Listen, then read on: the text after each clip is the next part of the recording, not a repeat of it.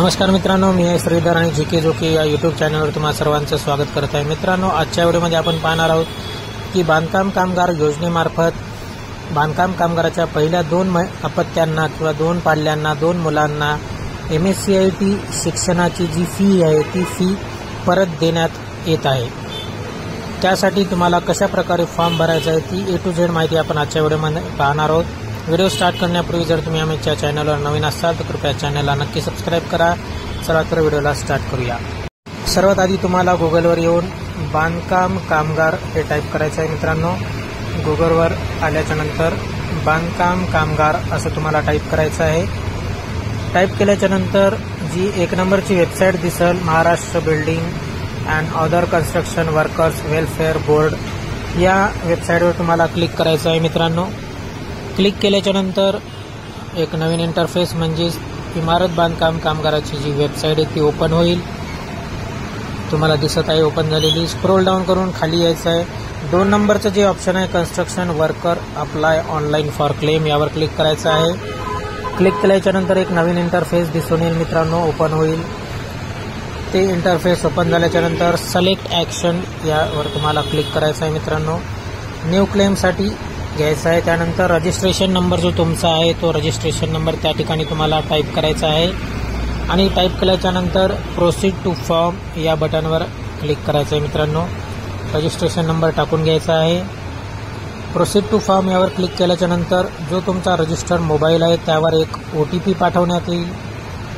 तो OTP तुम्हाला त्या ठिकाणी फिलअप करायचा आहे, टाकायचा आहे। OTP टाकल्याच्या नंतर मित्रांनो व्हॅलिड OTP या बटनवर तुम्हाला क्लिक करायचं आहे। त्यानंतर कस्टमर कामगाराची जी प्रोफाईल आहे ती ओपन होईल। त्यानंतर स्क्रोल डाऊन करून तुम्हाला अर्जदाराचा बँक तपशील टाकायचा आहे। त्या ठिकाणी सर्वात आधी बँकेचा IFSC कोड तुम्हाला त्या ठिकाणी टाकायचा आहे। IFSC कोड टाकल्याच्या नंतर बँकेचे नाव आणि बँकेची शाखा ऑटोमॅटिक त्या ठिकाणी येऊन जाईल। त्यानंतर तुम्हाला तुमचा अकाउंट नंबर त्या ठिकाणी टाकायचा आहे। मित्रांनो, अकाउंट नंबर टाकल्याच्या नंतर परत एकदा कन्फर्म म्हणून परत एकदा तो अकाउंट नंबर तुम्हाला टाकून घ्यायचा आहे। मी परत एकदा टाकून घेत आहे। त्यानंतर थोडं स्क्रोल डाऊन करून मित्रांनो सेंटर त्या ठिकाणी निवडायचं आहे आणि योजना श्रेणी देखील निवडायची आहे। सेंटर निवडण्याच्या नंतर योजना श्रेणीमध्ये तुम्हाला क्लिक करून शैक्षणिक कल्याण योजना यावर तुम्हाला क्लिक करायचं आहे।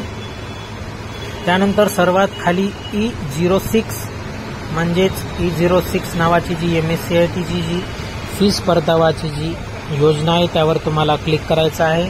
क्लिक केल्याच्या नंतर खाली स्क्रोल डाऊन करून घ्यायचं आहे।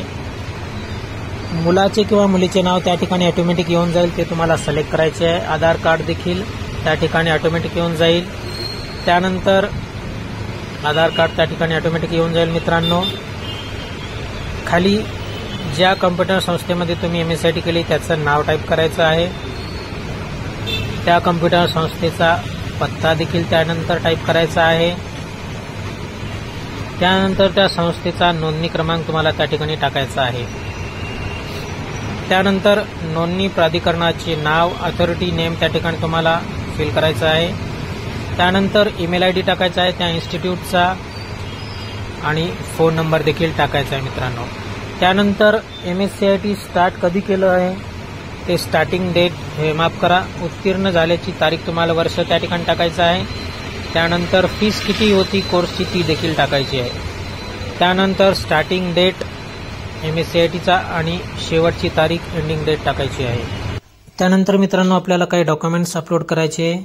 सर्व डॉक्युमेंट PDF JPG किंवा JPEG फाईलमध्ये तुम्ही अपलोड करू शकता, ज्याची साईज ही 2 MB इतकी असायला पाहिजे, त्यापेक्षा जास्त नसायला पाहिजे। त्यामध्ये सगळ्यात आधी MSCIT उत्तीर्ण प्रमाणपत्र तुम्हाला अपलोड करायचं आहे।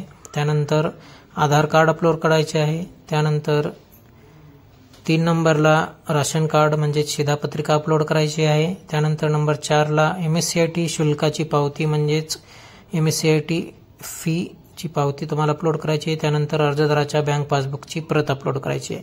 त्यानंतर सर्व डॉक्युमेंट व्हेरीफाय करून यस करायचं आहे आणि शेवटी खाली व्हिजिटिंग डेट तुम्हाला निवडायची आहे। मित्रांनो, ही जी डेट तुम्ही निवडसाल त्या दिवशी तुम्हाला त्या ठिकाणी सर्व वरील अपलोड केलेले ओरिजिनल डॉक्युमेंट सोबत घेऊन जायचे आहेत आणि कार्यालयाला तेथे व्हेरीफाय करून घ्यायचे आहेत. त्यानंतरच तुमचा फॉर्म हा अप्रूव्ह होणार आहे. मित्रांनो, या ठिकाणी 28, 29, 30 तारीख दिसत आहे, त्यामधली एक निवडत आहे मी. अशीच तुम्ही निवडायची आहे.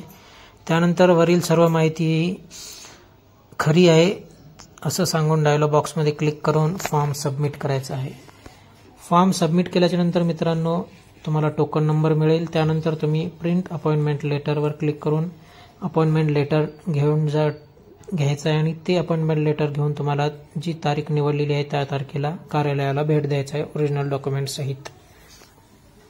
असाच आपला आजचा व्हिडिओ थांबत आहे. मित्रांनो, व्हिडिओ कसा वाटला नक्की कमेंट करून सांगा. तुमचे काही प्रश्न असतील तर कमेंटमध्ये विचारा, त्याचे प्रश्नाची उत्तर आम्ही देण्याचा प्रयत्न करू. जर चॅनलवर नवीन असाल तर कृपया चॅनलला देखील सबस्क्राईब करा. जय हिंद, जय महाराष्ट्र. चॅनलला